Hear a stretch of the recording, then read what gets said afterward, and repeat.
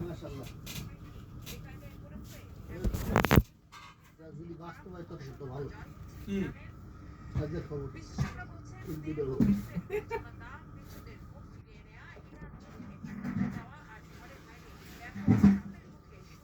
এদিকে এটা বাস্তব তুমি আমাদের সামনে বিল আছে না এবারে তো বিভক্ত হতে আছে না কই ইয়া গ্রামে হ্যাঁ অভাব নাই আর হেরা ব্যাক ব্যাক এক হয়ে গেছে আর বিভক্ত গেছে গিয়ে ব্যাক বুঝুন এটা আন্দোলন করলে পরে নামাই দিবি হ্যাঁ এই সবাই চাইতেছে এই যুদ্ধ চায় না